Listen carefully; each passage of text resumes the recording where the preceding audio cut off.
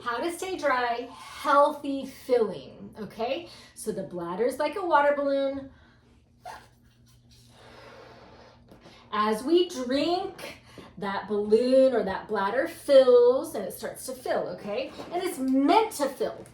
I can't tell you how many times I have had people come into the clinic and say they're having a difficult time peeing. They can't get all the pee out, but they're going to the bathroom every 20 or 30 minutes because their bladder's like, oh, go to the bathroom, go to the bathroom. It's squeezing. So they feel like they need to go, and then they go to the toilet and then they can't get it all out and not very much is coming out.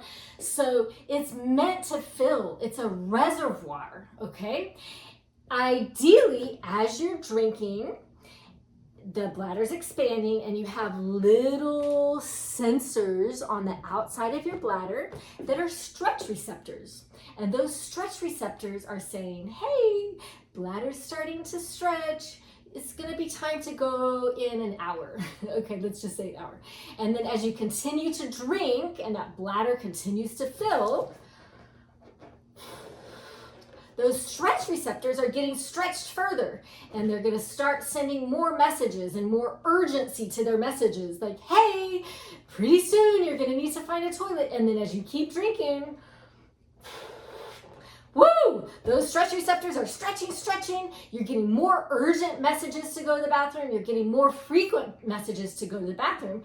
And then you go to the bathroom, and then you empty your bladder, which is what we're going to talk about in just a minute.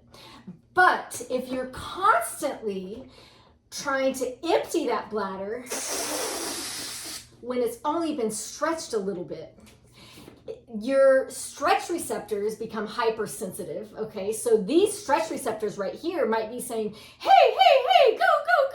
And really, this bladder could be stretched quite a bit further. So the bladder can start to almost shrink and get used to thinking that it's full when it's not really full. So allowing that bladder to fill takes time. And if you're someone that has been constantly emptying, then you're going to probably need to go through something called bladder retraining.